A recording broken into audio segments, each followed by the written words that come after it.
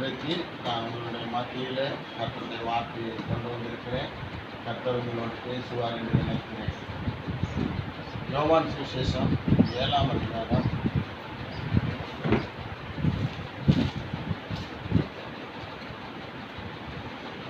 37-38 வசனத்தை உங்களுக்கு யாவருக்கும் காதுகள் கேட்கும்படியாக வாசிக்கிறேன். பண்டிகையின் கடைசி நாளாகிய பிரதான நாளிலே இயேசு நின்று சத்தமிட்டு, ஒருவன் தாகமாக இருந்தால் என்னிடத்தில் வந்து பானம் பண்ண கடவுள். வேத வாக்கியம் சொல்லுகிறபடி என்னிடத்தில் விசுவாசமாக இருக்கிறவன் எவனோ அவன் உள்ளத்திலிருந்து ஜீவ தண்ணீர் உள்ள நதிகள் ஓடும். இயேசு கிறிஸ்து இங்கு சொல்லிக் கொடுக்கிற ஒரு சத்தியம் என்ன? ஒருவன் தாகமாக இருந்தால் என்னிடத்தில் வந்து பானம் பண்ணுகிறார். இந்த உலகத்தில் நமக்கு எல்லா மனிதருக்கும் தாகம் இருக்கிறது. நம்மிடத்தில் இருக்கிற தாகம் என்ன? மாம்சத்துக்கு ஏற்ற தாகம் என்று சொல்ல போனால், இந்த உலகத்தில் என்ன தாகம்? நம்ம பிள்ளைக்கு நல்ல வரன் கிடைக்கணும், நம்ம பையனுக்கு நல்ல பொண்ணு கிடைக்கணும், நமக்கு நல்ல வேலை வருமானம் கிடைக்கணும், நமக்கு இந்த உலகத்தில் என்ன செய்யணும்? நல்ல செல்வத்தோடு இருக்கணும், நல்ல உயர்வோடு இருக்கணும், நல்ல பெரிய ஆட்களுடைய பண்பு, பெரிய ஆட்களுடைய நட்பு, அரசியல்வாதிகளுடைய தோழமை எல்லாம் இருக்கணும். இப்படி மனிதர்கள் என்ன செய்கிறாங்க? அவர் ஒவ்வொரு மனிதனுக்குள்ளேயும் ஒவ்வொரு விதமான தாகம் இருக்கிறது. ஆனால் இன்றைக்கு இயேசு கிறிஸ்து ஒரு தாகத்தை குறித்து அவர் என்ன செய்கிறார்? நமக்கு சொல்லிக் கொடுக்கிறார். நம்முடைய தாகம் எப்படி இருக்க வேண்டும்? தாகமாக இருந்தால் அவன் என்ன செய்யணும்? அவன் தேவனாகிய இயேசு கிறிஸ்துவினிடத்தில் வந்து தாகத்தை தீர்த்து கொள்ள வேண்டும். அப்போ என்னது தாகத்தோடு இருக்க வேண்டியது அப்படின்னு பார்க்கும்போது, பூமியிலே தாகத்தை குறித்து இயேசு கிறிஸ்து ஒரு வாசகத்தை அவர் சொல்லுகிறார்.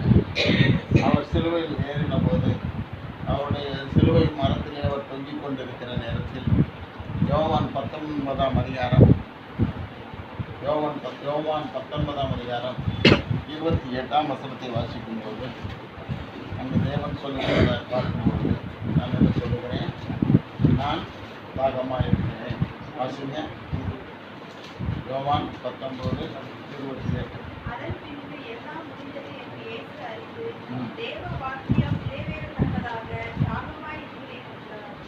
இயேசு கிறிஸ்து என்ன சொன்னார்? இயேசு கிறிஸ்து இங்கேயும் தாகமாக இருக்கிறேன்.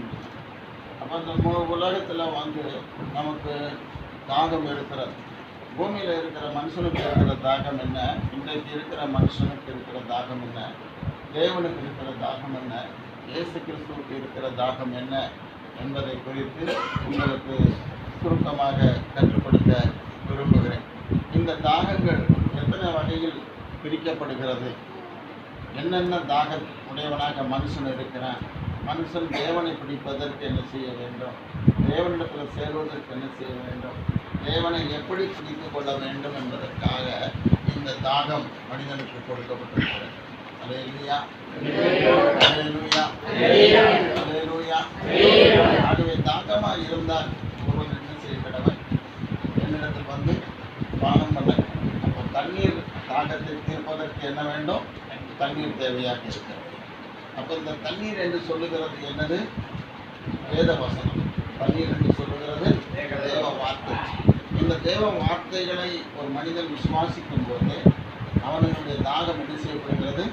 தீர்க்கப்படுகிறது. இயேசு கிறிஸ்து யோவான் சுவிசேஷம் 4ஆம் அதிகாரத்தில், இந்த தண்ணீரை குடிக்கிறவனுக்கு தாகம் உண்டாகும், நான் கொடுக்கிற தண்ணீரை குடிக்கிறவனுக்கோ ஒரு காலம் என்ன வராது?